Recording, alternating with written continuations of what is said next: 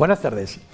Hoy comenzamos una serie de diálogos que se van a llamar Diálogos de la Aldea, una iniciativa del Diario del Comercio en colaboración con el Foro Jovellanos para hablar fundamentalmente del futuro del campo asturiano y todos sus desafíos. Para ello tenemos hoy con nosotros al presidente del Foro Jovellanos, Nacho Arango, que va a presentar a los contertulios.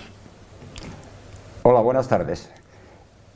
En nombre de la Fundación Foro Jovellanos les doy las gracias a todos por venir a escucharnos y quiero empezar dándoles las gracias a los dos ponentes, tanto a Juan Luis Rodríguez Vicil como a Jesús Arango.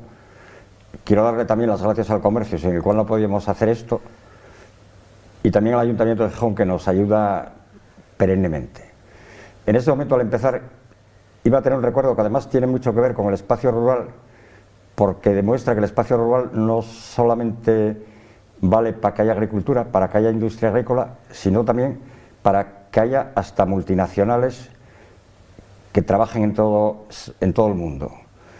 Y quería dedicar un recuerdo en esos momentos a un señor que es el hijo de la vecina mía del Quinto, que es Carlos Manuel Rodríguez, que murió anteayer, y que su padre y él supieron hacer desde un sitio innoto de Asturias, no tan innoto, pero bueno, bastante, que es Tineo, una industria multinacional que funciona en todo el mundo. Dicho esto, voy a decir por qué sugerimos al comercio la posibilidad de hablar de este tema. Primero, es un tema que era muy de Jovellanos. Jovellanos se encontró con una Asturias que tenía una industria agrícola muy anticuada, el campo se explotaba también mal y lo intentó cambiar. En este momento estamos en una situación muy distinta, porque han cambiado todos los medios técnicos, ha cambiado todo, pero en el fondo estamos teniendo problemas muy parecidos. Es decir, tenemos un espacio rural desaprovechado, pues en aquel momento había unas determinadas manos muertas, ahora hay otras, como puede ser hasta la cantidad de espacio perdido que hay en Monte Bajo y cosas parecidas que no se usan para nada. Tenemos una técnica que hay que mejorar y tenemos unos condicionantes básicos que son el legislativo y el burocrático, y otro más que es la formación de la gente, que también está en un mal estado. Entonces, Jovellanos, no voy a explayar en explicar lo que yo voy a pensar de la agricultura que hay que hacer, ni de la industria agrícola, ni siquiera de eso que dije, de que el espacio rural es utilizable para toda clase de actividades que se pueden hacer habiendo medios, y ahora los hay, con infraestructuras informáticas, etcétera, etcétera, en el campo, sino en lo básico de Jovellanos. Y Jovellanos, ¿qué vio? Que en su momento había un mare magnum de leyes en el cual nadie se aclaraba. Entonces, la primera idea, sin entrar, insisto, en la parte técnica, que sabe mucho más Juan Luis Jesús que yo, es que lo primero que tenemos que hacer es quitar toda la maraña de leyes y dejar 3 o 4 que funcionen. La segunda es que para que esas leyes funcionen tiene que haber gente que las ayude a hacer, y en consecuencia la acción que hay que hacer en el espacio rural tiene que ser en él. Es decir, que yo ahora mismo no diría que haría lo de los Reyes Católicos, ir haciéndolos andar con la capital por todos los pueblos, pero sí difundir la administración al campo, es decir, que los señores, en vez de estar en las consejerías, estén en el campo. La otra es que la gente esté bien formada, eso es fundamental. Y después, y dicho eso, voy a parar porque voy a dejarlos hablar a ellos dos. Cuando yo digo que el espacio rural es muy importante, el espacio no hay en ningún sitio, lo mismo que no hay pueblo sin tierra, ni tierra sin pueblo, tampoco hay ningún tipo de actividad, ni industrial, ni agrícola, ni ganadera, ni de infraestructura sin territorio. Entonces hay que tener un concepto del territorio que es primero estructurarlo y después usarlo. Y en ese usarlo, y voy a terminar con una anécdota, significa que no hay que por qué poner todo en Oviedo. Y voy a poner un ejemplo emblemático, porque es que me trae loco desde hace tiempo, que es en una época determinada, y se acordará mucho mejor que yo Juan Luis y Jesús, cuando ellos gobernaban con Pedro de Silva, llevaron a propósito a Villaviciosa una serie de actividades ligadas a las industrias lácteas. Entonces, ahora, en un ataque de centralismo exacerbado, se decidió eso, llevarlo a Oviedo. Yo lo que digo es que eso tiene que ser al revés, es decir, que hay que difundirlo todo en el territorio, y que un laboratorio puede estar en Tineo, otro en Oviedo y otro en Llanes, porque para eso hay medios suficientes. Entonces, ya voy a acabar diciendo que tenemos, y reitero, que cambiar la legislación, hacerla más ágil,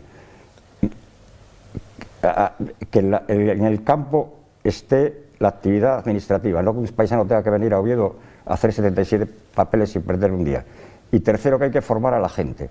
Y si eso implica que ese trabajo hay que hacerlo en el campo, tenemos que estar allí, porque si ahora va a haber, digamos, agricultura 5G, tiene que haber alguien que se la explique a la gente. Bueno, yo con esas tres cosas me conformaría, sobre todo con las de las leyes, que sobran el 90%. Bueno, y dicho eso, muchas gracias, y voy a dejar ya a Octavio que les vaya haciendo preguntas a Juan Luis y a Jesús, que lo contará mucho mejor que yo.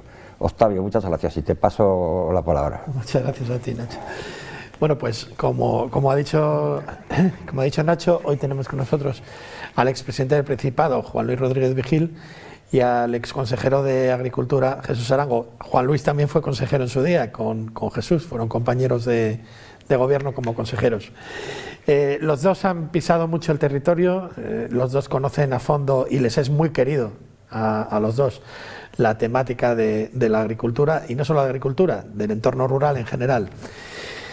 Un entorno rural que ven ambos dos con una visión interesante. Hablan de un entorno rural o bien dual, bien plural, es decir, estamos hablando de un entorno que no solamente es agroganadería, no solamente es tampoco transformación de los productos de la agroganadería, pero que también ven con una visión no amplia solamente en el espacio, sino también en el tiempo.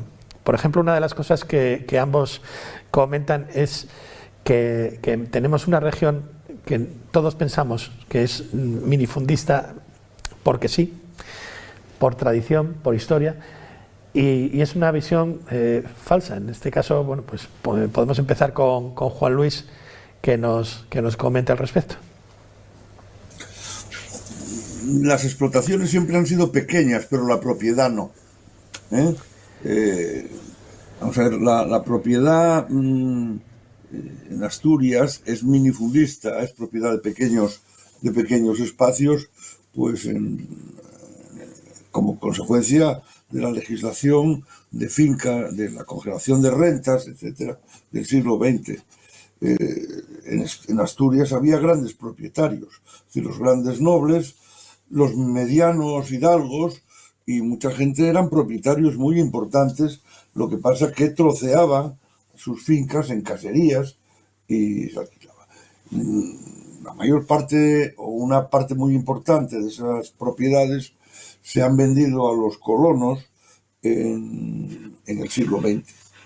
Se han vendido porque las rentas eran muy pequeñas, y de ahí vienen muchos problemas que hay ahora, o que hay, porque tocar el tema de la propiedad en Asturias es tocar una cuestión muy candente, porque la mayor parte de los propietarios de tierras en Asturias lo son muy recientes, de una generación o dos máximo. Y claro, cualquier cuestión que alterase el statu quo, que durante mucho tiempo se había ansiado, y se había conseguido por fin, pues es difícil. Pero indudablemente hoy las circunstancias, vamos, y el minifundio básico se crea en los... No sé si me oís, porque no sé si esto... Sí, te oímos, sí. Yo no os veo, y no me veo, pero, en fin, se crea, sobre todo con la llegada del maíz y con la llegada de la patata, lo que hay es un incremento poblacional muy grande y una ansia de cultivar todo. ¿Qué hacen los grandes propietarios? Dividir y subdividir las caserías, de tal manera que obtienen más rentas. Pero claro, también las fincas son mucho más pequeñas. Es decir, eso ha sido un proceso muy determinado por la introducción de determinados productos, la patata y el maíz sobre todo. Eso debería, en estos momentos, que hay unos requerimientos técnicos y unos productos nuevos, como son unas formas nuevas de ganadería, por ejemplo, pues debería también llevar a cambios sustanciales en la dimensión y en la estructura de las explotaciones. Sin embargo, no. Y de ahí viene uno de los cuellos de botella importantes en el régimen económico del campo asturiano, ¿no? Es decir, en estos momentos la fincabilidad que tienen nuestros ganaderos o incluso quienes quieran ser agricultores, pues es mínima y no responde a ningún parámetro que permita una competencia seria y que permita una producción a precios, bueno, competitivos. El peso del mercado, a ver. Y ese es un tema, porque es que en estos momentos se produce para mercados que no son ya los mercados locales, salvo en algunos casos, ¿no? Salvo casos de huertas o productos muy determinados, ¿no? No se produce para mercados locales. Es una de las cuestiones que habría que encauzar.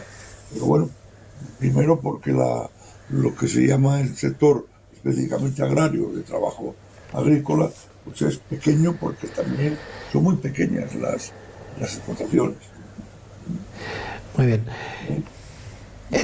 Jesús, a esto que... No nos oyes. Vamos a ver. Yo creo que el tema de la agricultura en Asturias y del mundo rural es un tema complicado. Como decía el poeta Paul Verlaine, la verdad, si existe, reside en los matices. Y para hacer matices había que alargarse mucho. Yo creo que no se puede analizar el tema del sector agrario actualmente sin saber de dónde venimos, que un poco lo resumía Juan Luis, que tiene un sentido económico. Es decir, los grandes propietarios dividían y subdividían las explotaciones porque de esa forma maximizaban los ingresos. Eso está estudiado por economistas serios como Joan Robbins, aquí esta gente. Y además no solamente era un tema de subdivisión y tamaño, sino que obligaron, por el tema de pago de foros, que era renta en especie, a dedicar a la actividad agraria a cultivos para los cuales esta región no está adoptada, como son los cereales, por poner un ejemplo.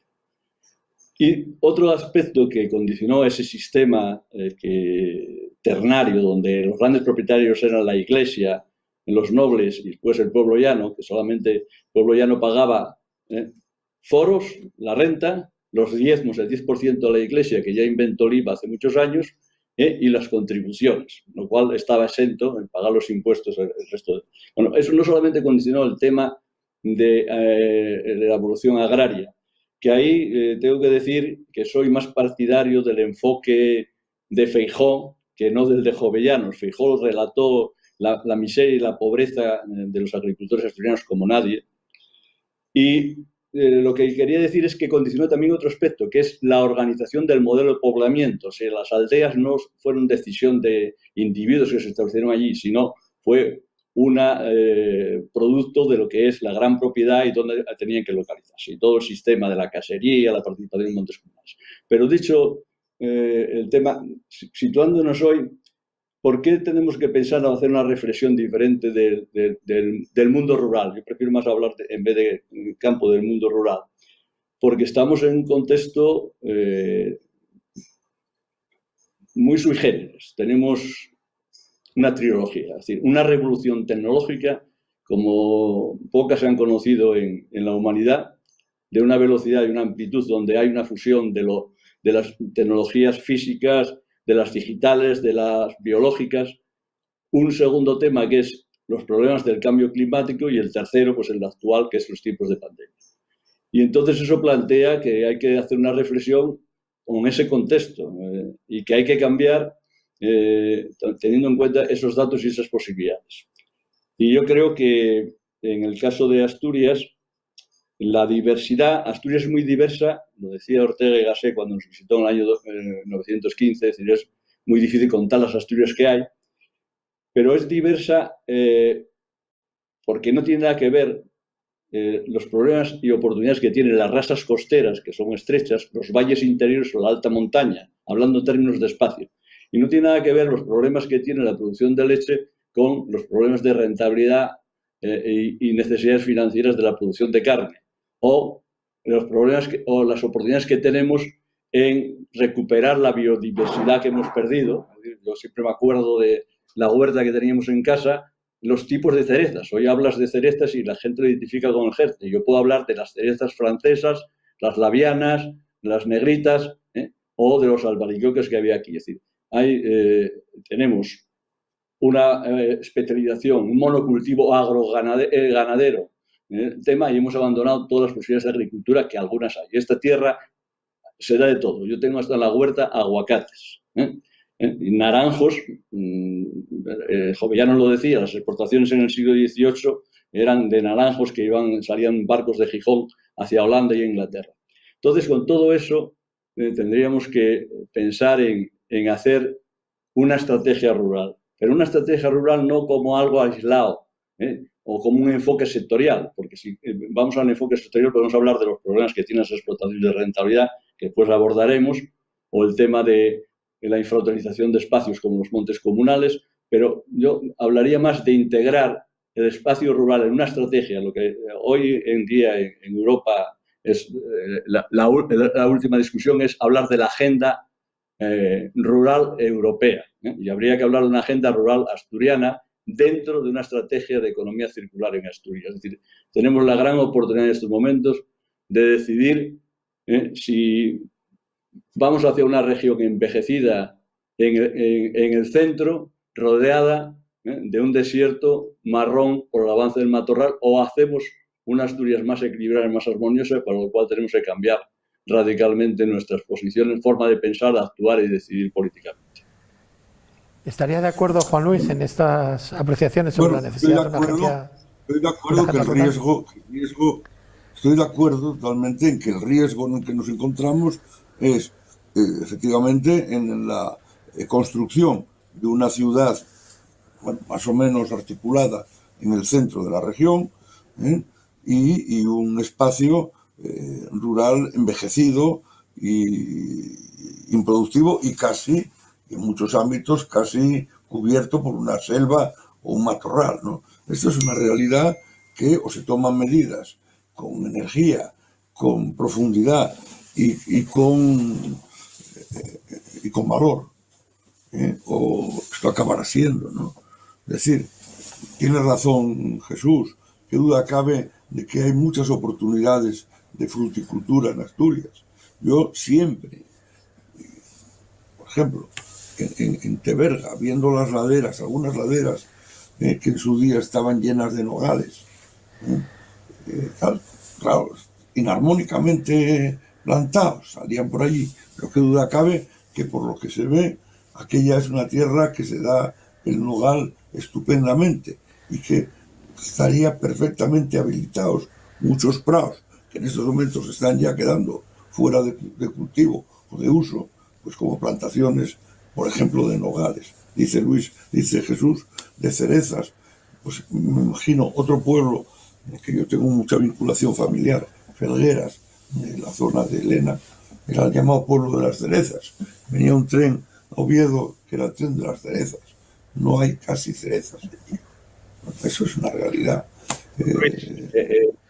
Curiosamente, eran famosas en zonas de montaña como Lena, en Somiedo, y ahora donde mejores cerezas yo cuando voy por ahí encuentro es en Pesoz y Grandes de Salina, sitios fríos, por poner un ejemplo.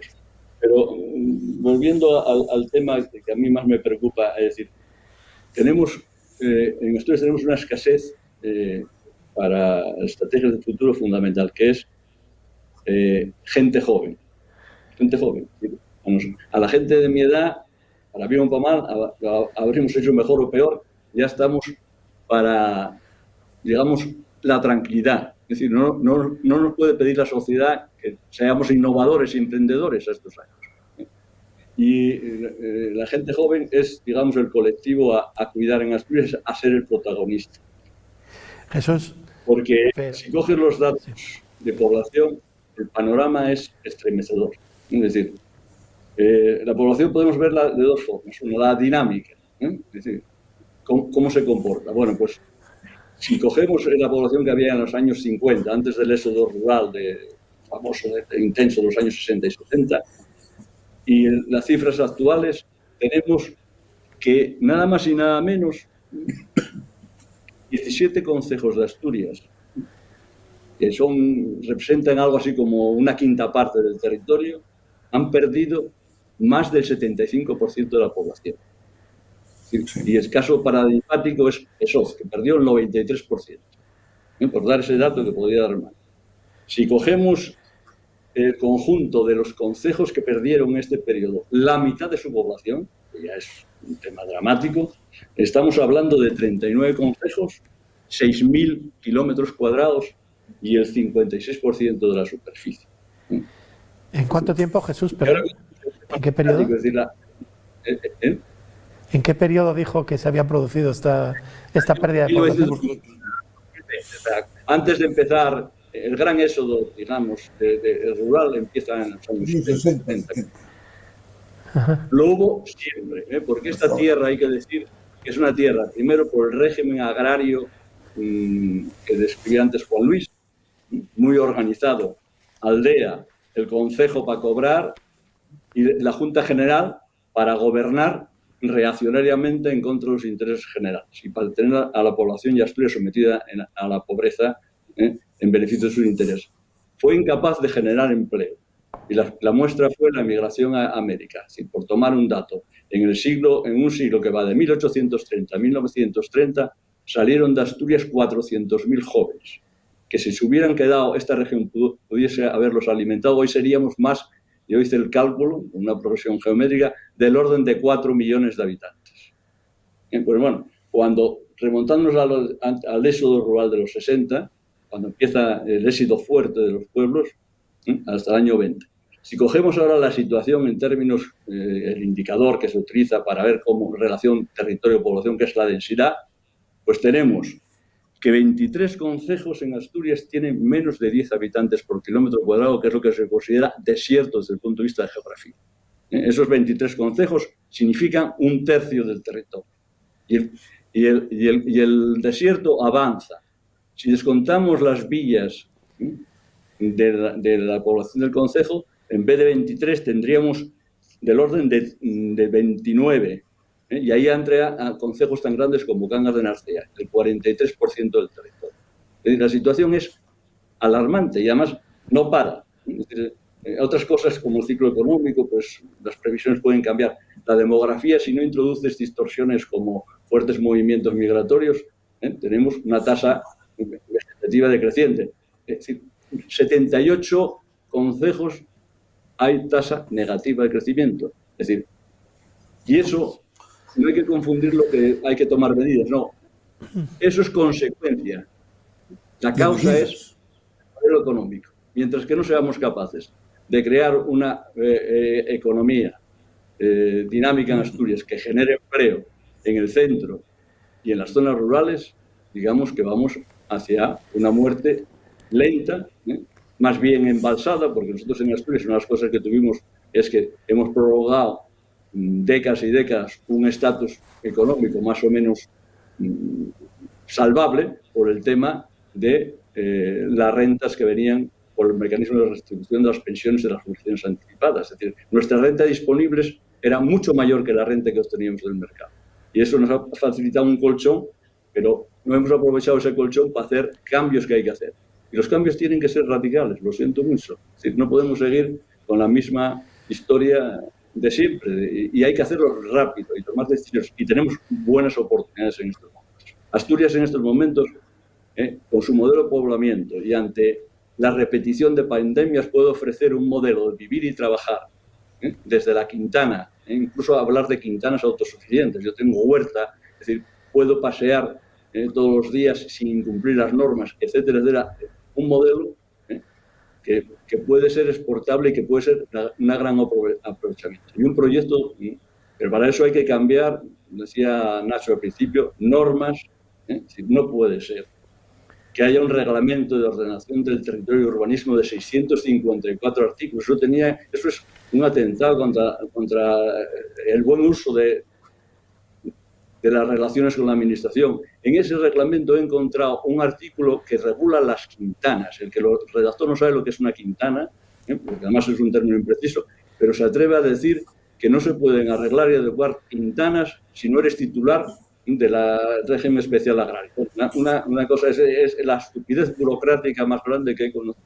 Bueno, pues como eso, yo soy de los que creo que todos los días al salir a la puerta de mi casa por la Antojana debo cometer del orden de 5 a 10 delitos ecológicos. Es decir, le pego una patada a la lagartija, ¿no? O ya no digo nada cuando voy al monte y cojo pi. Es decir, hemos entrado en una cosa donde la gente urbana quiere imponernos a la gente que vivimos en los pueblos su visión, digamos, romántica del campo. Y yo, en ese tema, la gente responde. Es decir, esta es la regulación que hay, que si queréis hablamos de las directrices del territorio. Yo creo que sobran las directrices del territorio. Es decir, lo que hay que tener sentido... Quería plantearos a los dos, vayan. Habla, Juan Luis, por Dios. Sí. Vamos a ver, hay una visión burocrática en la administración regional.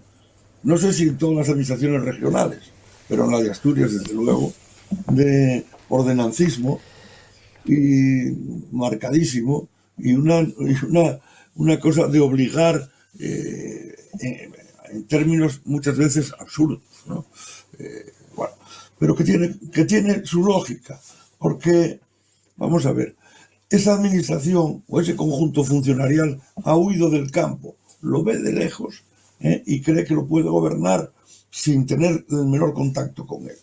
Prueba de ello es la tranquilidad con la que se ha empobrecido culturalmente todo ese medio, sin que se mueva una ceja, y al contrario, con la aquiescencia plena. Por ejemplo, que no tengan la mayor parte de los funcionarios que ejercen actividades esenciales en el medio rural, no vivan en él, no residan en él. Bueno, puede parecer una gran victoria de los sindicatos o de quien sea, no lo sé.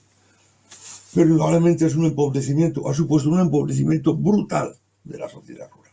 Por ejemplo, que los maestros recorran todos los días entre 70, 80, 100 o hasta 200 kilómetros para llegar a dar clase a los niños de una escuela, a mí me parece una verdadera burrada que no existe en ningún sitio de Europa.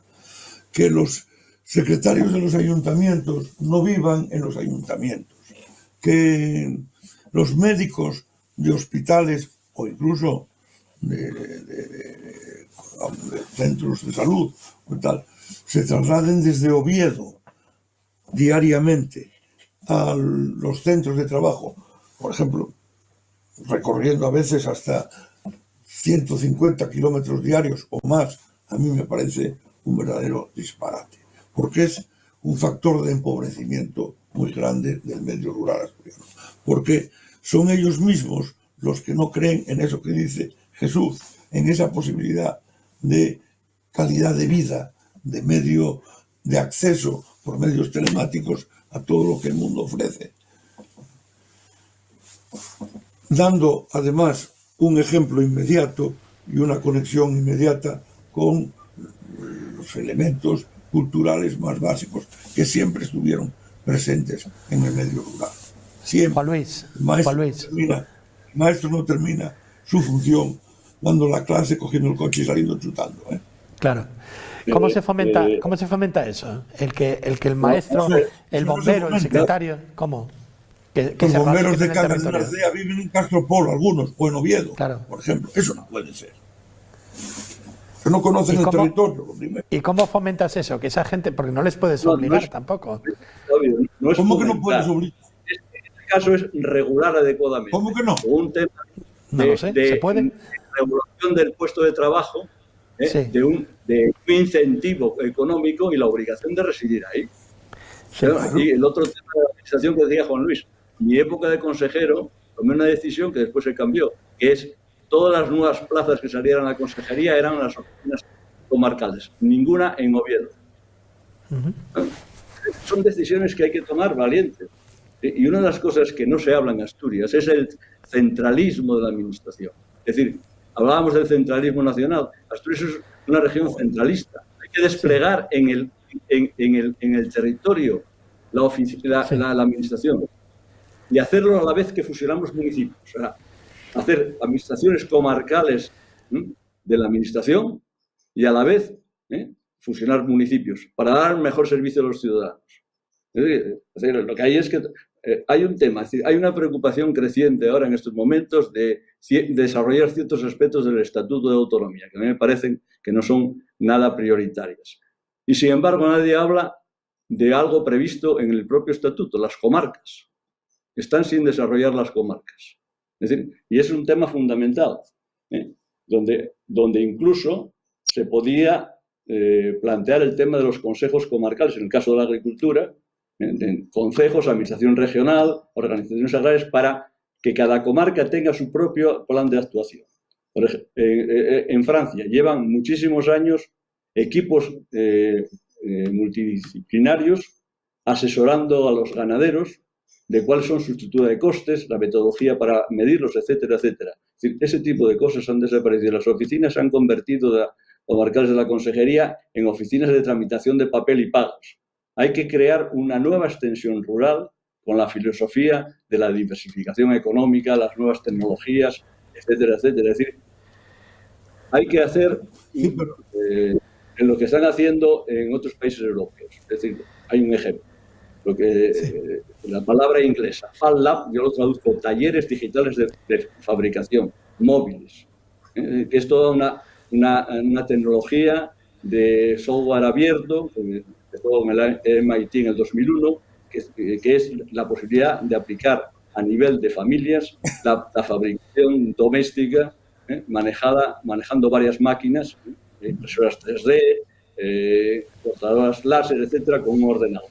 Y eso, en algunos países están haciendo ese tipo de cosas móviles para introducir las nuevas tecnologías. Hay que pensar que desde cualquier punto de Asturias se puede, con red, llegar a los mercados mundiales. Yo vendo libros en 51 países desde una imprenta artesana donde antes estaban las vacas. Y si fuera más joven, arreglaría la panera para poner un despacho wifi para tener un consulting con un amigo en Argentina y otro que tengo en Canadá y trabajar en un flujo diario continuo de asesoría y consultoría. Es decir, el futuro no viene, es que está aquí y hay que aprovecharlo. Y entonces hay que sumar en las aldeas, convertir la aldea en un distrito tecnológico multiactividad, y donde conviva la gente que trabaja en la aldea y produce físicamente en la aldea para vender fuera. El ganadero, el agricultor, el que trabaja desde la aldea, prestando servicios fuera. Tienes razón, Jesús. Tienes razón, pero para eso la administración debe dar ejemplo. Y en muchos casos vamos para atrás. Las agencias de extensión agraria, que cumplieron un papel excepcional en la formación profesional de los ganaderos asturianos, resulta que efectivamente han desaparecido porque se han sacado del territorio y lo que eran esas agencias se han convertido en meras oficinas para presentar una instancia y que allí una señora, o quien sea, las mande a Oviedo. Se acabó, no hay más. Todo lo que era una labor de asesoramiento cotidiano, no allí en la oficina, sino en la casa, en la instalación del agricultor o del ganadero, todo lo que era esa relación humana y a la vez sensible, pues eso ha desaparecido. Los ingenieros de montes. Antes de que se me olvide, al principio antes comentaba un tema que no quiero dejar pasar, el tema del Instituto de Productos Lácteos. Yo tuve bastante que ver con ese tema porque me empeñé en llevarlo a Villaviciosa personalmente, en una idea de reequilibrio que teníamos el Consejo de Gobierno, en el cual coincidimos Juan Luis y yo, con Pedro Silva y otros compañeros. Hablábamos del reequilibrio como una política prioritaria. Y el tema de Villaviciosa del IPLA fue una de las primeras decisiones que se tomaron. Y costó bastante trabajo convencer al Consejo Superior de Investigaciones Científicas y hubo que poner por delante que el Principado pagaba, el Gobierno regional pagaba el edificio. Bueno, pues En aquellos años hubo oposición, cierta oposición de la Universidad de Oviedo, que quería llevarlo de Oviedo, yo me opuse y logramos sacar el proyecto adelante.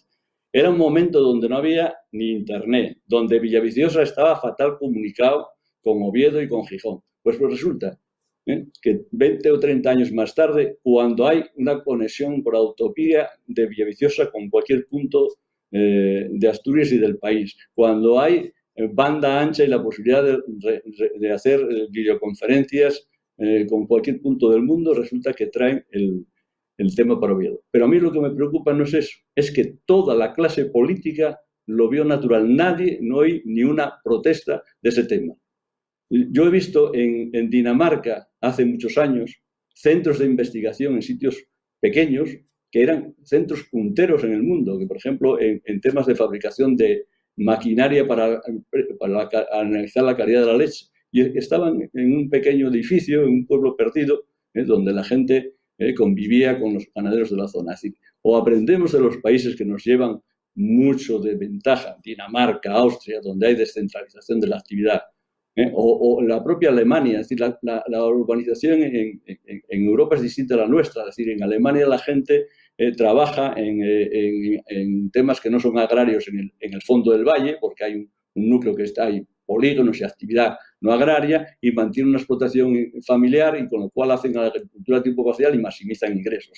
Aquí, obviamente, la gente que vive en Verducedo, para tener ingresos complementarios no agrarios, bueno, ahora tienen el Camino de Santiago, pero no agrarios, tienen que emigrar. El problema de Asturias es que, como la historia hizo que las aldeas se especializasen en temas agrarios y no hubo una urbanización y reparto de la actividad económica, sino una concentración en la área central, pues la gente, si quiere cambiar o complementar rentas o mejorar sus expectativas, tiene que salir del territorio. O sea, tenemos que cambiar. Yo me acuerdo que Juan Luis Rodríguez Vigil tuvo una idea hace años, que a lo mejor él no se acuerda, que a mí me encantó, que era utilizar el monasterio de Cornellana como archivo histórico de Asturias.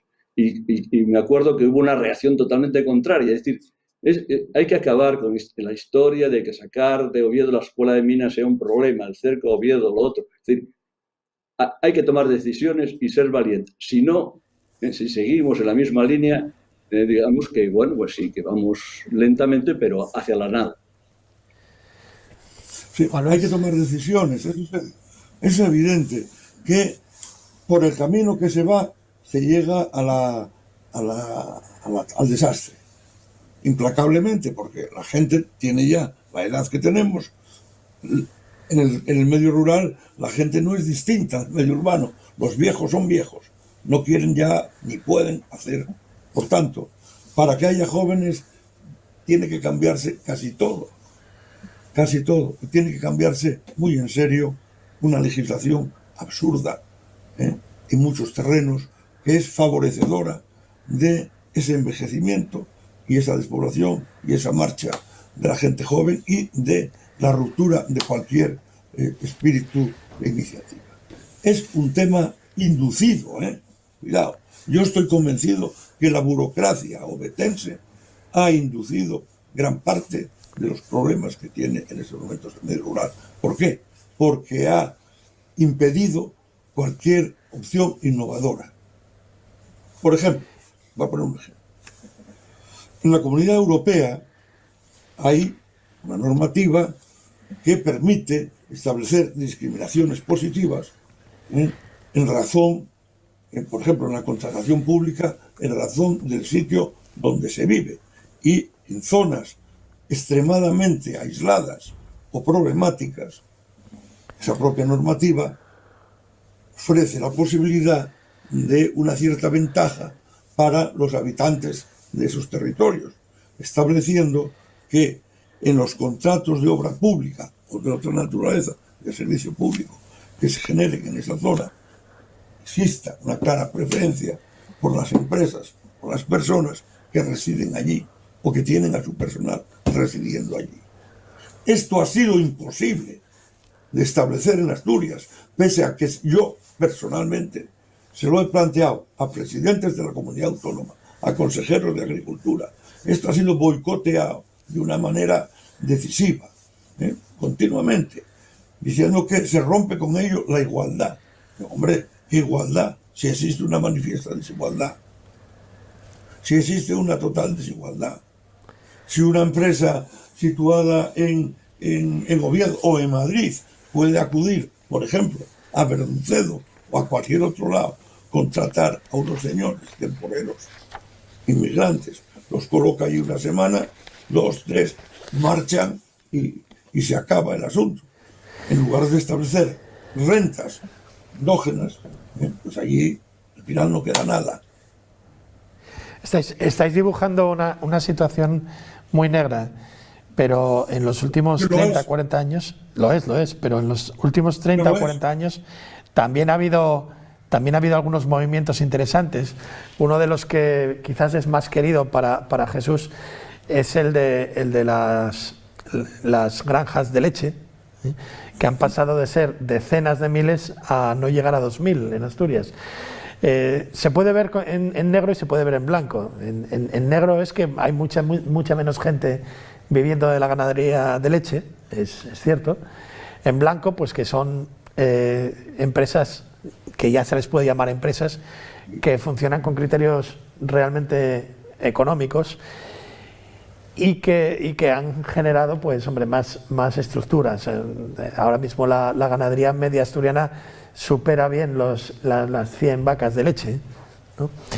¿Qué nos puedes contar de este cambio? ¿Y hacia dónde debería ir? Porque hay cosas que también dices que están negativas en cómo se ha hecho. A veces la pasión por las cosas da la impresión de que uno lo ve negro, ¿no? Yo curiosamente, con esta pandemia lo veo más claro. Tenemos una gran oportunidad. Y sobre todo, noticias como que Amazon aterriza en Asturias, el tema de la energía eólica marina, etcétera. Hay todo un síntoma de ganas de cambiar, pero lo que hay que hacer hincapié es en lo que nos tira para atrás, en los defectos. El tema de la producción de leche es una revolución, es decir, en el año 80, cuando entramos nosotros, había 40.000 explotaciones lecheras con un tamaño medio de 18.000 litros al año. Hoy andamos por debajo de 1.700 y el tamaño medio 315. ¿Qué es lo que ocurre? Primero, un tema que a veces también no se tiene en cuenta. Hubo un cambio radical en Asturias, aparte del tamaño de explotaciones, en el espacio.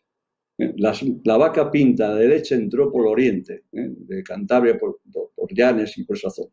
Hoy toda la producción de leche más importante, salvo el concejo de Ribadedeva, que hay unas explotaciones grandes, está en el occidente de Asturias, que era antes era básicamente agrícola, y menos ganadero. O sea, por lo tanto, tenemos el tema de la leche desplazado hacia el occidente, básicamente en la rasa costera y con el concejo de Tineo como valle interior. ¿Qué problemas tienen esas explotaciones para mi forma de ver? Uno, el tema de los costes de producción. Yo estudié el tema hace 10 años, no creo que hayan hecho estudios de nuevo, y en explotaciones, por ejemplo, de 450.000 litros, que son explotaciones ya de cierto tamaño, hace 10 años, estaban perdiendo 25.000 euros al año.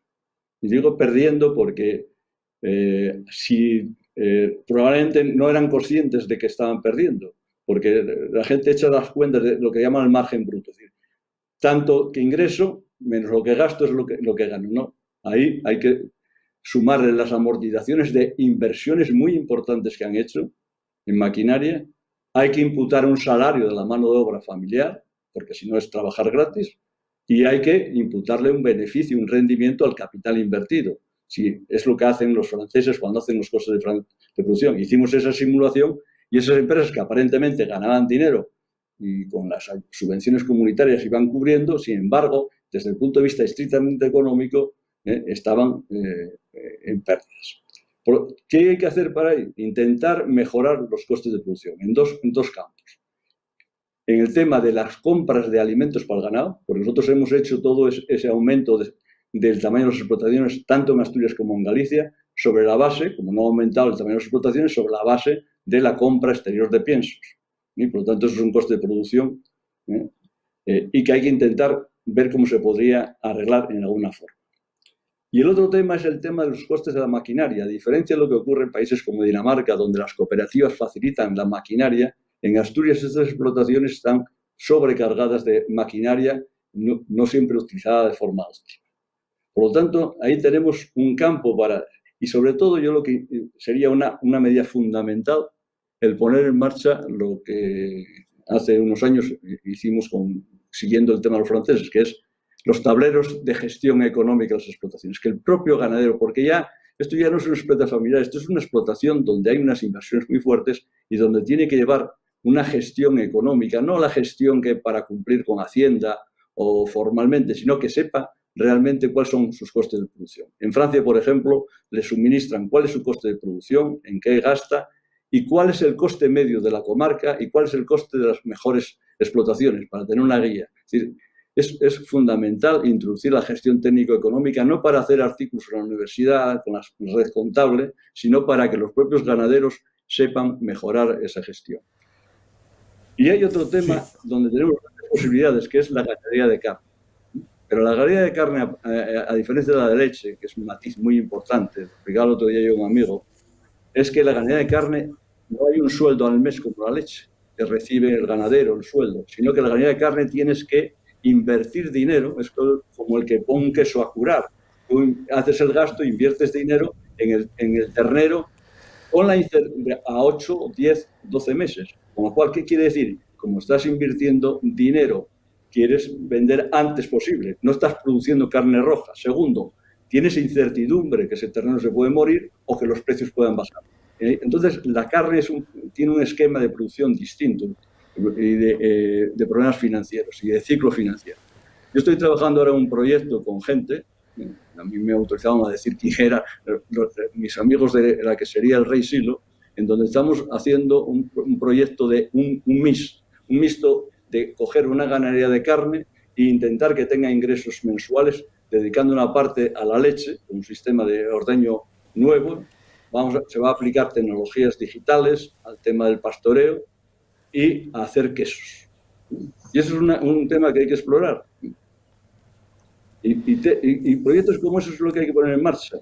Proyectos nuevos. Es decir, si queréis sacamos el tema del pastoreo rotativo. Claro, no podemos hacer. Yo estoy pidiendo una escuela de tractores, de pastores. Algo me dice, pero no, si los pastores ya saben la gente pastorear. No, escuela de pastores con nuevas técnicas de sensores en las vacas, con drones, y enfrentarse al tema del lobo. Es decir, el lobo, aquí hay que seguir cazando lobos mientras que no se descubra tecnología de un collar, etcétera, porque hay que escoger entre lobo o ganadería extensiva. Y hay un dato que es el siguiente. En Asturias había 500.000 de ovejas a mediados del siglo XIX y hoy hay 75.000. Y tenemos un potencial de pasto increíble en los montes comunales. Yo tengo 3 imágenes grabadas de las Asturias que no quiero, rural, que es 2 niñas que se llaman Cristina y Ruth, sentadas en un tractor, estudiando cuando la pandemia, porque la señal del móvil en medio de una pista forestal. La segunda es una vaca en un abertal de los pastos, caminando yo por la ruta de los hospitales, que es el símbolo de lo que no hay que hacer en Asturias con el tema de los pastos. Y el tercero, el otro día todavía, viendo un hórreo desvencijado en Corias, que es la vergüenza de no saber conservar un patrimonio único y singular de 30.000 hórreos, que tenemos en Asturias paneras y cabazos, más de 30.000, es mi cálculo, que son 600.000 metros construidos que somos incapaces de mantener y reutilizar. Pues esas imágenes es lo que hay que quitar. Jesús, fíjate que eso de los hórreos es una cosa muy curiosa, porque eso de los hórreos fue algo que nosotros establecimos la prohibición de mover los hórreos dentro de unos espacios, como consecuencia de que se estaban trasladando los hórreos a Madrid o a sitios fuera.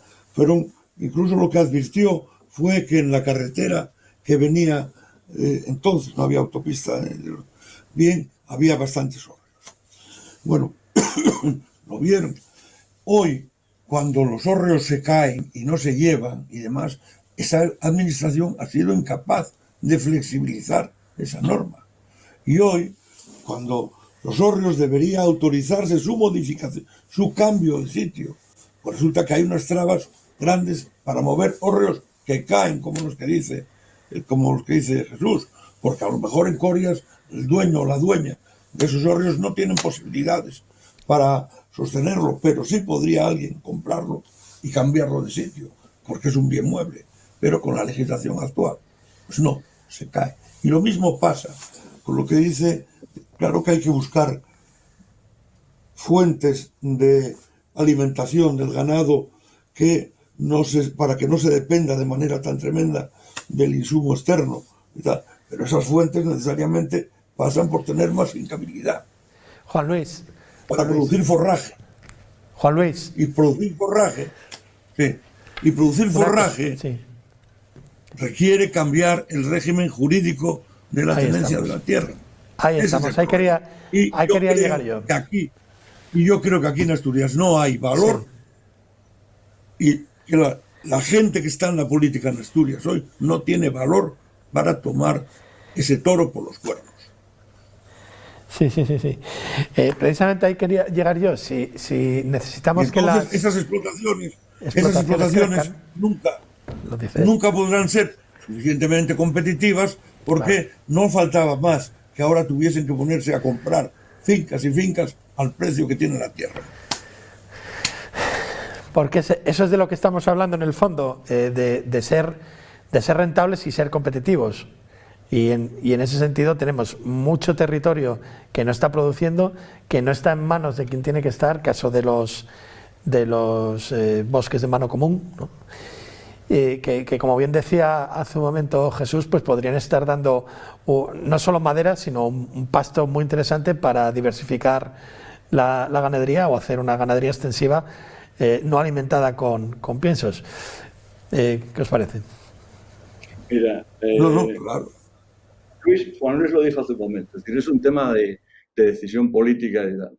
El tema de los comunales es un tema muy complicado, ¿eh? Es decir, no voy a simplificar la cuestión, es un tema para hablar largo y tendido, con problemáticas distintas si estamos hablando de un concejo o de otro. Pero hay algunos datos, es decir, no puede ser que la mitad de Asturias la tengamos abandonada, porque más o menos los montes comunales, que es una variedad muy distinta. No es lo mismo hablar de montes vecinales en mano común, que de montes de parroquias rurales, que de proindivisos, que de comunales propios, que de propios. Es decir, hay una variedad que lo primero que habría que aclarar es y estudiar la cuestión, pero en cualquier caso ahí hay un potencial. Es decir, ahí yo hablaría de la revolución de las cercas. Es decir, que igual que vemos esas películas en el oeste, los ríos que hubo con poner cercas, pues en Asturias lo que hay que, para hacer pastoreo, hay que poner cercas, reconocer la propiedad, buscar un tema que es disociar la propiedad que hay que devolver a los pueblos con la explotación de esa propiedad, en la medida que en muchos pueblos hay gente mayor y hay que a veces disociar ese tipo de cosas que generen renta para la gente que está en los pueblos. Y la gente que está en los pueblos no solamente es la que reside, sino la que tiene casa abierta porque ahora los fines de semana. Hay que también tener en cuenta a los residentes a tiempo parcial, ganarlos en tema y ver que en el monte tienen también su... Pero hemos perdido la identidad. Hay una frase que siempre tengo a mano. Cuando vas por ahí y preguntas a la gente, yo voy a Folgueras del Río y le digo, oye, ese monte que está ahí todo matorral, ¿de quién es? De la forestal. O sea, la forestal es un término determinado, es decir, la pérdida de identidad del tema. Es decir, es de las cosas que a mí más me duele cuando camino por Asturias. Ver matorral y imaginarme, pues ver los bosques en Suiza, que llegan hasta arriba a las cumbres, o las explotaciones ganaderas de otros sitios. Sí, hay temas, ahí hay un potencial, pero yo creo que eso hay que hacerlo con una labor de muchos años, con una administración que no es digamos, la general. Hay que pensar en agencias para hacer este tipo de cosas. Yo hablaría de agencias de colonización. Y hasta me atrevo a hablar de proyectos piloto. Nosotros en los años 80 hicimos varias transformaciones comunitarias de monte apastizal, en La Figuerina, La Mesa, en Boal, en Corondeño, en La Curriscada, etc. Algunas fracasaron y había que ver por qué y cuáles eran los problemas. Casi siempre fueron problemas legales y de pleitos. Pero aquel espíritu que teníamos, un poco de aventura, transformábamos el monte apastizal con avionetas, sembrando con nitrosiembra y haciendo combinaciones de vacas y tal. Hay que ver cómo podemos volver a hacer ese tipo de cosas con proyectos piloto. Algunos, por poner un ejemplo, La Mesa, a 700 metros de altitud, pues hay ganadería de leche en La Mesa. Y hay plantaciones de arándanos, no solamente en los comunales hay que poner árboles o ganado, hay sitios donde se puede hacer cultivos distintos. Por cierto, en La Mesa, los arándanos los recolectan africanos. Pues un proyecto piloto, donde supongo que coincidiremos con Luis y yo, es acordarnos no solamente cuando las cosas queman, sino después que quemen, que es el Valledor, San Martín del Valledor. San Martín del Valledor es el proyecto piloto para hacer una agencia de colonización nueva, que es planificar el uso del suelo en una parroquia, que deben ser 5.000 hectáreas o algo así, que tiene 4.000 hectáreas de montes comunales, una parroquia con naturaleza jurídica.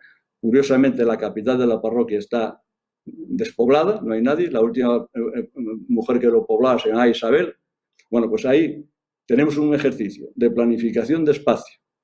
Para qué parte de montes, qué parte a pastizales, con nuevas tecnologías, traer y formar mano de obra nueva, porque allí no hay gente, pactar con los vecinos, recuperar patrimonio cultural. Por ejemplo, la iglesia de San Martín del Valledor es una preciosidad de imágenes que cuidaba Isabel y que supongo que pues a lo mejor habrá desaparecido la mitad porque ya tenemos el patrimonio rural hecho un desastre. Es decir, no es accesible.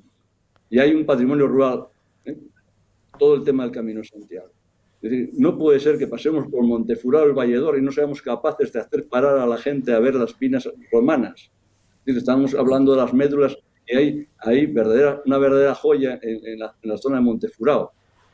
O la capilla que hay en la Mortera en Tineo. Es decir, lo que pasa es que, claro, estamos siempre discutiendo si Oviedo, si Gijón, que si esto, si lo otro. Oiga, que el resto de Asturias, por ejemplo, el Camino de Santiago es un proyecto regional, no es un problema de Oviedo o Gijón, es un proyecto donde es un eje de desarrollo rural. Los gallegos nos llevan ventaja en ese tema. Y esto no es reina por un día, años santos, sino es porque ese significa un proyecto de desarrollo rural, de turismo rural, de una modalidad distinta, el camino lento, ligado a los alimentos de la tierra, a los slow food, a los quesos de la Vía Láctea, que llama Pascual. Es decir, hay muchas cosas. Tenemos una región maravillosa, pero que hay que moverse y hay que pensar que el mundo no acaba en pajares, que hemos perdido la oportunidad, que a lo mejor lo hablamos después, del potencial de 500 millones de europeos. Es decir, nosotros hacemos festivales de fresas en Candamo y tenemos 4 cajas de fresas. Los de Huelva no hacen fresas en Candamo y han inundado toda Europa de fresas. Y hay que pensar siempre en términos de que nosotros somos pequeños y hay que, para vivir, las regiones pequeñas o los países pequeños tienen que exportar. Sí. Ese puede ser un problema interesante porque estamos produciendo en unidades de producción muy pequeñas con costes muy elevados precisamente por su propio tamaño. No puede ser de otra manera. No puede ser de otra manera. Es que porque la explotación de la finca de la que puede disponer es pequeña. Por ejemplo, te pongo una cosa. Si tú quieres poner una explotación grande de cerezas, pues necesitas finca suficiente para poner los cerezos. Cachinos de cerezos, pues claro, no valen para vender. Entonces esta es una realidad y ya en cualquier tema que toquemos saldrá el tema de la dimensión de las fincas y de la finca. Y ese es el problema que tiene que intentar resolverse. Y eso exige valor, porque resulta que ahora el el absentista, el propietario asentista, aquí no es la duquesa de Alba. Aquí el propietario asentista es un señor que vive, que es taxista, que es trabajador, de esto, que es lo que sea. Por ahí vive en Gijón, Avilés, Madrid, ¿sabe Dios dónde? Que heredó esas fincas que sus padres consiguieron con gran esfuerzo y que no le valen para nada, porque ni las da en renta, ni las vende, o si las vende, se pretende que se vendan a precios de solar. Claro. Entonces es lo mismo, un solar para hacer, no, tiene aquí usted una finca que puede hacer usted una casa, no, mire usted, si las casas están ya por ahí, los prados no son solares, su precio no puede ser el del solar. Aquí tenemos Pero bueno, pendiente pues una política de concentración parcelaria finalista, ¿no? No hay un mercado de la Bueno, tierra razonable. Entonces, todos esos son los problemas que tienen que afrontarse. Dice nosotros Jesús. nunca Y podemos si no se afrontan, no se a podrán producir resolver los problemas más. Uno a la vez, por favor. Jesús. que se solucionen esos problemas que son muy difíciles y lentos. Pero nunca podremos aspirar por las razones de la geografía. Nosotros tenemos una geografía muy difícil para la agricultura. 2/3 de Asturias tienen pendientes mayores del 30%.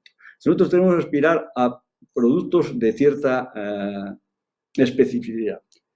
Y como esas producciones son relativamente pequeñas, tenemos dos estrategias que hacer. Una, intentar el tema de la proximidad, es decir, hacer lo que, por ejemplo, yo veo cuando voy a ver a mis hijos a Londres, que es que el suministro a domicilio de la granja, y hay toda una estrategia europea aprobada con respecto al Pacto Verde, que es la estrategia de la granja a la mesa. Tenemos que ver qué posibilidades hay de recuperar la biodiversidad de pequeñas producciones, o relativamente pequeñas producciones, que tienen unos clientes en las ciudades. O el otro tema fundamental, si yo no puedo acceder a los mercados porque tengo tamaño pequeño, traigo la gente a consumir en la explotación. Es decir, si yo soy capaz de hacer agroturismo a un señor de Alemania, estoy vendiéndole el litro de leche en el desayuno a mucho más valor del que puedo obtener por entregarlo a una central lechera. Y como eso, pues los productos de la huerta, otro tipo de productos de primor. Y nosotros tenemos una región que climatológicamente es posible cultivar casi todo. Repito que, es decir, aguacates, aquí en el pueblo yo me enteré, vino un árbol de México y hay un árbol que da muchísimos aguacates. Y yo lo planté y hay otra gente que está plantándolo. Por poner un caso extremo de un cultivo tropical. Pero naranjos y tal. O manzanas. Hay que recuperar la manzana de mesa. Hay que recuperar todo lo que se pueda. Y la suma de pequeñas cosas hacen viable una economía y un país. Es decir, no es eso de vamos a jugar ahora al turismo rural o vamos a jugar ahora a ser industria. No, Asturias tiene que ser todo, de todo. Y aquello que podamos ser capaces de vender y sobre todo vender fuera de Asturias o traer gente a consumir en Asturias. Porque Jesús, tocabas un tema ahora mismo interesante que hacías alusión y una cosa que dijo a la Jesús, propuesta de que me Juan parece Luis. muy importante. Una cosa que dijo Jesús que me parece muy importante es en relación con la parroquia del Valledor, o Sí. sobre todo con el monte que era la joya de la corona, era la auténtica joya de la corona del mundo forestal asturiano, el monte de Vedramón. El gran monte de Vedramón de 4.000 hectáreas de las que no quedan ni 600.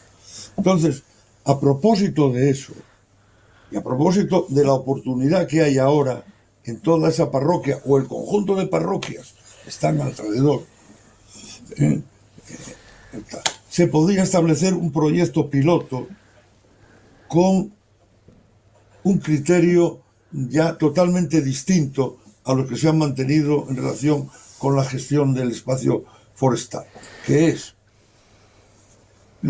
con contratos territoriales de explotación que conlleven las actividades de plantación, repoblación, limpieza, corta y todo el conjunto, y también prevención de incendios y actuación básica o cooperación necesaria en el régimen de incendios. Estoy convencido que sería una de las maneras de, por lo menos, reducir el número de incendios. Es decir, esto dentro de un mismo paquete daría renta estable, y desde luego permitiría que en un horizonte relativamente razonable de tiempo, hombre, nunca corto, porque en el medio forestal los tiempos son siempre más dilatados que en otros ámbitos, porque los árboles tardan en crecer, pero con eso indudablemente podríamos empezar a tener una riqueza forestal de verdad, una prevención seria de los incendios y una capacidad de gestión del incendio infinitamente mayor que la que en estos momentos tenemos, actuando exclusivamente los bomberos, que yo creo que ha sido una política errada en la medida que ha intentado corregir la política llevada por el ICONA, que no era insensata, que no era en absoluto insensata, que es centrarse en retenes comunitarios de las aldeas, de los pueblos, y yo creo que eso sí, bien apoyados por los bomberos, pero nunca sustituidos, como se ha pretendido aquí, por los bomberos. Porque los bomberos hacen muy bien su trabajo en zonas urbanas, pero en el medio rural, en el medio forestal, en caminos que no conocen, vientos que no conocen y rutas de tal, cambia la cosa. Su función, si no está muy fuertemente apoyada por gente que conozca el terreno, no es siempre eficaz. Las cuadrillas forestales de las que se suele hablar, ¿no? Que deberían tener un apoyo administrativo. Dime. Hay un tema que plantea Juan Luis, que es la transición entre empezar un proyecto de este tipo y en los temas forestales el retorno de ingresos es muy largo. Entonces, ¿qué es lo que tenemos que plantear como para el intervalo? Las indemnizaciones compensatorias, porque el agricultor o el campesino asturiano, además de producir alimentos, carne o leche o lo que sea, produce paisaje. Y eso es un tema fundamental de reconocer. Igual que la gente de las ciudades entiende, lógico, que el presupuesto municipal se destine dinero para cuidar los jardines del campo San Francisco, Isabel la Católica, tiene que entender que hasta ahora generaciones y generaciones de campesinos han fabricado unos paisajes que están desapareciendo a medida que hay despoblamiento, pero que había que plantearse el tema de las indemnizaciones compensatorias, que es un tema para generar ingresos, compensar esa falta de rentabilidad de tamaño por el cuidado del paisaje, con lo que Juan Luis especificaba que son los contratos de explotación. Por poner un ejemplo siguiendo la línea de Juan Luis, no es lo mismo contratar la limpieza de pistas o del Camino de Santiago a una empresa que encargarla con un contrato de explotación a un ganadero de la zona que en los tiempos que no utiliza el tractor puede dedicarse con la maquinaria suya, él o varios vecinos, a arreglar el tema. De esa forma, con el mismo dinero, estamos llegando mucho más al tema, digamos, del impacto local. O lo mismo, la solidaridad de los asturianos. Consumimos lo mismo, pero en vez de consumirlo en el centro, si nos desplazamos por Asturias, estamos repartiendo el gasto, que es otro de los temas. Asturias es la gran desconocida por los propios asturianos. Cuando daba clase, yo siempre preguntaba a los alumnos 3 o 4 preguntas, número de concejos, dónde estaba el puerto del Palo, etcétera, y denotaba que hay un gran desconocimiento de los propios asturianos. Tenemos una población mayor, jubilada en Asturias, que es un elemento fundamental de hacer un propio inserso intrarregional, de mover la gente, un envejecimiento activo, de senderismo, de visitar sitios, etcétera, y eso es también ayudas al medio rural. Y es una forma también de sensibilizar a la gente y de hacer marketing del modo de vida rural. O sea, que hay muchos márgenes, como decía al principio, matices. Volviendo al tema de los comunales, hay un tema que me preocupa, es quizá a lo mejor estoy equivocado, la moda que se está poniendo de crear nuevos montes vecinales en mano común. Creo que es un error y podemos, Juan Luis podrá también decir su opinión, porque creo que los montes vecinales en mano común es una sociedad que ya no existe, que es la sociedad del antiguo régimen, donde había la gente, las aldeas estaban pobladas, la gente no migraba. Claro, ¿cómo la gente va a invertir en un monte? Que hay que invertir en los montes forestalmente o ganaderamente, invertir, si marcha y pierde la condición de vecino y pierde lo que tenía en el monte. Es decir, hay que quitar ese ropaje y hay que pensar con mentalidad de que los pueblos están despoblados, que hay que ponerse una explotación y que hay que generar ingresos para los propietarios, pero a lo mejor la explotación tiene que asignarse de una forma diferente. Y hay que buscar la fórmula justa, ¿no?, de ese tema. Los montes mano común son arqueología jurídica y no tienen en estos momentos esa figura jurídica. En fin, es producto del historicismo de algunos juristas del siglo pasado, entre ellos el padre de Rajoy, pero no responde en absoluto al momento actual. Bueno, por eso los montes comunales, como dijo Jesús y tal, vamos, yo tengo bastante escrito sobre ello, tienen una tipología muy diversa. Y a esa tipología hay que darle tratamientos distintos, según los casos, ¿no? Desde luego, la fórmula de mano en común no es la más acertada y es la más difícil de gestionar. Y en un momento como el actual, por ejemplo, veo los montes mano en común en Asturias, que están en Ibias, pues te encuentras con el problema de una población muy envejecida, que se va a morir en breve y que no sabemos cómo va a quedar esa propiedad, a lo mejor en manos, bueno, como desaparezca el pueblo, hipótesis no descartable, porque hay muchos pueblos en los que ha desaparecido toda la población. ¿Qué se hace con esos bienes? ¿Cómo se aprovecha? En fin, todo eso tiene que modernizarse, esa normativa. Es decir, yo creo que hay que ir de verdad a una ley de montes muy pensada, muy consensuada, pero no muy consensuada burocráticamente, como se hizo, sino consensuada políticamente, viendo las situaciones, y no para establecer un mando burocrático sobre los montes, sino para generar renta para los paisanos que viven allí. Porque eso es la clave. Es decir, durante siglos el comunal ha sido la reserva económica del aldeano. En estos momentos no lo es.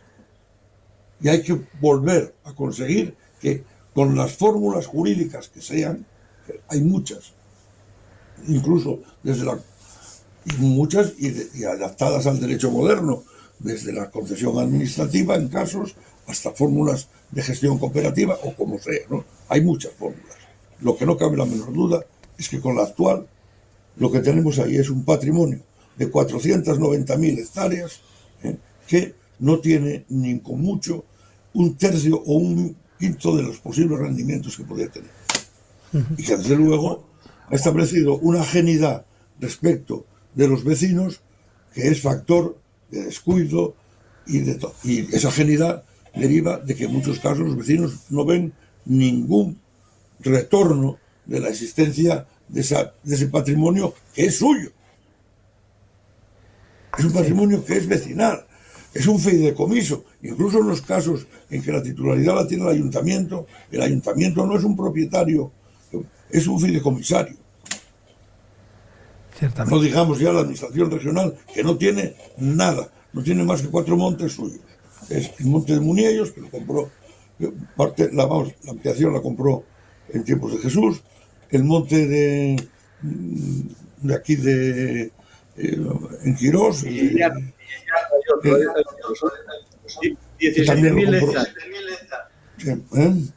que también compró Jesús, y pocas más cosas, 4 o 5 propiedades. El resto, Juan. Un tema que sacaste. Bien. Vamos a ver, es otro ejemplo de cómo entendemos en Asturias la generación de riqueza. Es decir, parece una revelación divina que son 20 personas, alguien debió bajar las tablas de Moisés, 20 personas pueden entrar diariamente. Además, de forma gratuita. Yo propongo que en vez de 20, es lo suficientemente grande, haya 3 o 4 grupos con un guía y que sea visita pagada. De esa forma estamos generando empleo y estamos ofreciendo la posibilidad de que en Cangas de Narcea, que necesitan fomentar una reorientación productiva, pues sacar producto de eso. Lo mismo pasa con otro tipo de espacios. Es decir, uno va a Doñana y tiene que pagar por entrar. Yo voy a Alemania a casa de un colega y tengo que pagar por entrar a un parque etnográfico. En Asturias todo es gratis. Tenemos una red de espacios naturales. Los lagos se sube sin pagar, Somiedo se entra y se sale sin pagar, las Ubiñas, etc. Es decir, o tenemos una mentalidad de poner en valor nuestros recursos naturales y obtener ingresos y empleo, o no estamos aprovechando un potencial que tenemos. Y no es que sea una cosa extraña, es lo que hacen en otros sitios. Sí, eso nos pasa también con el patrimonio histórico, el patrimonio cultural, del que hablabais antes, por ejemplo, el tema de Cornellana, que comentabas, Jesús, que Juan Luis propuso meter allí el archivo histórico, y lo tenemos echado a perder, como hemos publicado este mismo fin de semana en El Comercio. Pero es que no solamente es Cornellana, son decenas de monasterios por toda Asturias, de patrimonio de la Iglesia, que obviamente la Iglesia por sí misma no tiene capacidad de mantener, y de patrimonio histórico no vinculado ya directamente a la Iglesia, sino, por ejemplo, todos los más de 300 castros que tenemos, que a lo mejor sí que habría que establecer ese tipo de compensación del que hablabas, para que los propios vecinos lo tengan en disposición de ser visitado, más o menos cuidado, y que conozcan lo que tienen como un atractivo, ¿no? Como un atractivo que puede generar movimiento, puede traer ese agroturismo del que hablaba antes Jesús, de clientes que paguen la leche a un precio razonable y que se queden a dormir en las casas rurales, y generar ese movimiento para el que Asturias está preparada, pese a que ahora mismo es más maturraleza que naturaleza lo que vemos en el campo. El paradigma de la no explotación del patrimonio cultural es el prerrománico. Estamos hablando del prerrománico todo el día, dando vueltas. Lo declararon Patrimonio de la Humanidad. Oiga, mire, me importa dos bledos el Patrimonio de la Humanidad si no se puede acceder. O sea, no hay un paquete. Yo voy a Palma de Mallorca, me levanto al hotel y compro un paquete con una visita guiada a la catedral o a donde sea, o en cualquier otra ciudad. En Asturias yo vengo, o viene un amigo, quiere ver el prerrománico, y es imposible que pueda contratar a alguien que le vaya a buscar en un microbús al hotel junto con otra gente, con una guía, y le lleve a ver todo el prerrománico, se lo explique. Pero el prerrománico no solamente de Oviedo, sino el que hay en Villaviciosa o el que hay en Pravia, que por cierto en Santianes de Pravia está la iglesia más antigua de todo el prerrománico. Es de esa manía que creemos que todo está en Oviedo. O Lena. Es decir, no hay eso. Llevamos 20 años dándole vueltas a ese tema, la accesibilidad al patrimonio y la rentabilización. Es lo que llamaba la OCDE hace ya 30 años, el cultivo de los atractivos rurales y culturales. Y en Asturias tenemos ahí un gran yacimiento de saber inteligentemente. Vuelvo al tema del Camino de Santiago. Es decir, el peregrino de hoy es el turista de mañana. Pero claro, hay que meterlo no por la carretera, porque alguien dijo que por ahí va el camino, sino por las sendas costeras, que son unas sendas espectaculares. Es decir, integrar senderismo y caminos. Es decir, hay muchas cosas que hacer.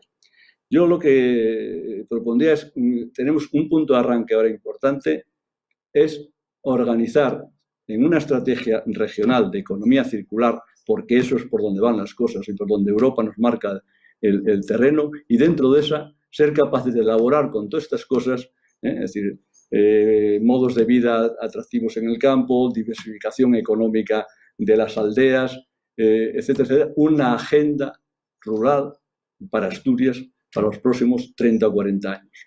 Y ahí meter todos los problemas, porque son problemas, muchos de ellos, que no se resuelven en una legislatura, pero que hay que tener, lo que decía Stiglitz, del Premio Nobel de Economía, el tema del desarrollo requiere una visión a largo plazo. ¿Cómo queremos que sea Asturias? Es decir, ¿queremos que sea Asturias a 30 o 40 años una región viva, renovada, integrada, abierta al exterior, equilibrada espacialmente? ¿O queremos seguir con la misma Asturias hablando siempre de lo mismo, de la Asturias minera, de la Asturias siderúrgica? No, hay que hablar de las Asturias como un conjunto. Y por cierto, hablar del nombre Asturias, que es fundamental. No entiendo una marca Alimentos del Paraíso y vendiéndola en Oslo, el paraíso que será de los paraísos de los musulmanes o de los católicos. Alimentos de Asturias.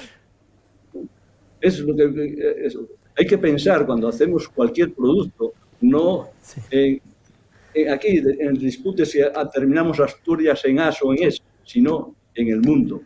Y si somos capaces de abrirnos al mundo, tenemos un potencial suficiente, tenemos calidad de vida, tenemos gente competentemente preparada que triunfa fuera de aquí. Y lo estoy diciendo a alguien que está perdido en sus raíces. Yo ya soy el último de aquí. Aquí ya no queda nada. Esa Asturias que no fue capaz de dar empleo a los ciudadanos hace que nuestros hijos, mis hijos, el de Juan Luis, el de Manolo, el de todos los que conozco, están fuera. Y eso es la tristeza que nos da ver que las cosas dan vueltas y vueltas. Yo ya soy el último eslabón de generaciones y generaciones asturianos que me he perdido. Bueno, el de Juan Luis está haciendo cosas muy interesantes en cuanto a nuevas energías, ¿no? Que a lo mejor pueden tener su aplicación luego en Asturias. Pero bueno, yo espero que vuelva. Dice Jesús una cosa muy importante, que es el tema del Camino de Santiago como factor de desarrollo rural. Y aquí no tenemos conciencia clara de ello. Se manda a los peregrinos, que son los caminantes, en ocasiones por las carreteras, teniendo que soportar camiones, coches y toda clase de incomodidades, simplemente porque una persona ha dicho que por ahí iba. Hipótesis, estando a lo mejor a 20 pasos, 20 metros, una magnífica senda, con un paisaje precioso, donde se puede caminar con total seguridad. Yo creo que eso requiere una redefinición de todo el Camino de Santiago para evitar su paso por carreteras y que vaya siempre por sendas coaxiales, que las hay. Y dos, que todo el área monumental rural, que es muy grande, pueda ser visitadas. Y para eso no hay que inventar tampoco la tortilla de patata. Está hecho, y está hecho espléndidamente aquí al lado, en Palencia. La Fundación de Santa María la Real de Aguilar de Campoo ha establecido un sistema en colaboración con la Diputación y con el Obispado de Palencia de visita de todos los monumentos, encargando a gente de los pueblos que los enseñe, cobrando, claro, porque aquí la idea de no cobrar, que no sé de dónde salió, que es absurda, no se cobra en el Bellas Artes y se le quita al pobre museo una fuente de recursos potencial grande, pero lo mismo que eso a casi todo. Si una persona cobra en una pequeña cantidad por enseñar el Santa Cristina de Lena, pues no hay que tener allí ni un guía o funcionario, ni no sé quién, ni nada. Hay una señora o un señor que nos enseña, tiene unas nociones básicas de lo que hay y aquello es visitable, y esa persona está encantada y encima lo vigila. No solamente lo enseña, lo vigila. Claro. Y eso pues no requiere grandes operaciones, requiere preguntar a los de Santa María la Real de Nieva cómo lo han hecho y llegar a un acuerdo con el Obispado, con el Principado. Eso se acabó. Eso se acabó y no tienen más problemas. Ya no. Bueno, vamos llegando al fin. Se ha quedado sin sonido Juan Luis. Vamos llegando ya al final. Yo sí os querría pedir a los dos, empezando en este caso por Jesús, un poco pues unas conclusiones que más o menos ya están apuntadas, ¿no? La necesidad de generar pues una economía diversa en el ámbito rural, que no solamente dependa de un tipo de explotación, sino aprovechar todas sus potencialidades. Jesús, ¿cómo lo ves? Vamos a ver, yo parto de que el ámbito rural no debe ser un espacio separado. Es decir, o salimos todos o no sale nadie. Yo creo que hay que tener una visión de Asturias a largo plazo, una nueva visión de una región diversa, equilibrada espacialmente, de una integración entre lo rural y lo urbano distinta a lo actual, y donde hay problemas sectoriales, como puede ser la rentabilidad de las explotaciones ganaderas, que es política sectorial, pero que hay que hacer algo más que eso. Es decir, eso es importante, pero hay que hacer algo más que eso. Es hacer del espacio o del mundo rural un sitio agradable para vivir, que sea un proyecto para los jóvenes de Asturias. Es decir, el hecho de poder vivir en Pola de Allande o en Verducedo, por poner nombres de un concejo que queda por ahí perdido, que es Allande. Es decir, ¿para eso qué tenemos que hacer? Una estrategia rural y, sobre todo,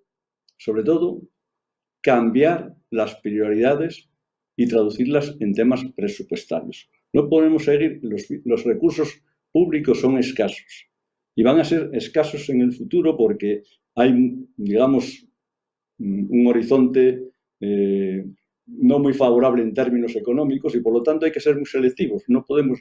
Entonces hay que escoger entre mantener 30.000 hórreos, que es, por poner un ejemplo, un patrimonio etnográfico único, o dedicarlo a promocionar otro tipo de cuestiones culturales. Eso es lo que hay que decidir. Y decidir, como decía Juan Luis antes, de forma inteligente. Si yo tengo 30.000 hórreos, y digo eso porque he hecho las cuentas, porque curiosamente somos muy asturianistas, pero no hay un inventario de hórreos y paneras. Lo hizo el Marqués de la Ensenada, lo hizo el Ministerio de Turismo de Asturias en el año 72 y de Educación, pero desde entonces para acá no hay un inventario. Es lo primero que había que hacer con la Federación de Concejos. Bueno, pues tenemos 30.000 hórreos y paneras. Es decir, nadie en su sano juicio, yo tengo una panera trasladada aquí, pero es de 1616. Yo no voy a gastar un duro en esa panera, porque la tengo para trastos. Ante eso, pues voy de vacaciones o compro un coche. Es decir, nadie invierte en cosas que no son útiles. Ahora, si yo, en vez de eso, en la panera tengo el despacho, pues tengo una actividad o la reconvierto en un apartamento rural o una vivienda, etcétera, etcétera, sí estoy dispuesto a invertir. Si no, nadie invierte en su sano juicio y por eso están cayendo los hórreos, porque ya hórreos y paneras han dejado de cumplir la función que tenía. Y cuando las cosas no cumplen la función que tenían, pues resulta que son inútiles y nadie invierte. Bueno, pues esos son ejemplos. Tenemos 600.000 metros cuadrados ahí para ser reutilizados. En Asturias hay que... Yo hice un ensayo recientemente que llamo Asturias 6R. Es hacer el recorrido histórico y transversal de Asturias, hacer el retrato correcto de Asturias, el diagnóstico, que está pendiente, muchas veces nos hacemos trampas al solitario, el relato de lo que queremos hacer, recuperar cosas que hay que hacer. El patrimonio industrial es otra fuente de riquezas sin explotar. Sí. Recuperar, reutilizar, repensar Asturias, y con todas esas variables tener ilusión. Sobre todo la gente joven tiene que creer en esta región y hay que dejarle capacidad de emprendimiento. Y acabo con este tema. Yo desde donde estoy hablando, aquí desde el Bajo Nalón, en una tarde con una llamada telefónica me di de alta en la Hacienda de Estados Unidos, porque necesitaba hacerlo para poder vender en la plataforma de Apple. Al día siguiente tuve que desplazarme a Oviedo para cambiar la cuenta de la viñeta del coche. Ese es el resumen del tema. Es decir, hay que hacer una revolución. Y eso tienen que tener los políticos. Juan Luis y yo somos de una generación que Juan Luis puso centros de salud en los pueblos que se resistían los médicos, hospitales comarcales. En la Consejería de Agricultura hicimos campañas de saneamiento que nos acusaban hasta de suicidios. Empezamos el turismo rural en Taramundi y decían que queríamos convertir a los ganaderos en camareros. Sí, pero creíamos en ello. Y era un riesgo y unas cosas salieron bien. La electrificación rural no se podía hacer modernizar las explotaciones porque no había posibilidad. Es decir, ¿qué más da que diera subvenciones para un tanque si no tenía luz ni para la ordeñadora ni para el tanque? Ni el camión de la leche podía subir por los caminos. Entonces la imagen era las lecheras en la cuneta. Bueno, hubo que hacer aquello con muchos menos medios. ahora hay más medios técnicos. Es decir, ya quisiera yo tener, cuando hicimos el plan EOSCOS, tecnologías digitales. Es decir, hoy la revolución tecnológica es que tenemos que empezar a hablar de granjas de vacas normales y de vacas especiales que ya están produciendo leche para aquellos que tienen aversión a la lactosa. Es decir, que estamos en un mundo de una velocidad terrible y hay que tener las cosas de tomar decisiones rápidas, creer en las posibilidades que tiene esta región y equivocarnos a veces. Nadie va a salir perfecto, pero hay que arriesgar. Y tenemos la cosa de la gran aventura de la recolonización de Asturias. Ese es el tema. Es decir, pero a la vez, una visión fuera de Pajares. Tenemos que empezar a poner la espalda a Pajares y abrirnos a la mar. Tenemos 400 kilómetros de costa y estamos siempre mirando hacia Castilla, hacia el Pajares. No hay que mirar hacia Europa y todas esas cosas pues, son los que hay que tejer los mimbres. Crear un proyecto de liderazgo y explorar todas esas cuestiones que estuvimos hablando y muchas más que hay por ahí. Es decir, claro, y lo que hacemos es traer el Instituto de Productos Lácteos para Oviedo, vamos en el camino inverso. Es decir, hay que cambiar y creer que las tecnologías de hoy nos abren la posibilidad a la gran aventura de Asturias. Muy bien, Jesús, muchas gracias. Juan Luis. Mira, yo te digo que mientras no generemos, no arbitremos instrumentos eficaces para generar renta en el medio rural, no se quedará la gente joven allí. Marchará y entonces eso pues morirá. Entonces todo lo que no sea dirigido en esa dirección es erróneo. Y también, por eso te hablo de los contratos territoriales de explotación, y todo lo que no sea además llevar normalidad al medio rural también es erróneo. Te digo, los funcionarios que tienen por misión trabajar en el medio rural deben vivir. Y tercero, deben acometerse una actuación legislativa en profundidad, porque las acciones de verdad serias en relación con el medio rural asturiano no pueden quedar de ninguna manera al albur o al arbitrio o a la buena voluntad de un funcionario en una legislatura.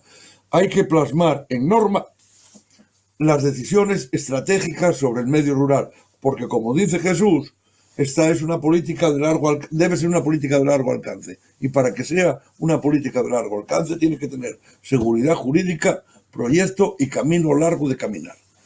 Entonces, me parece que hay muchos ámbitos que legislar, muchos, desde el que ya dije de la contratación administrativa, en los temas de los contratos territoriales de explotación, la puesta en valor de todo el régimen comunal, de las 497.000 hectáreas que están ahí en una situación de indefinición, y también, claramente, en lo que es la aplicación de nuevas tecnologías al medio rural. ¿Quién piensa que, por ejemplo, en estos momentos, qué potencial tiene el medio rural asturiano? Muy grande, si se sabe aprovechar.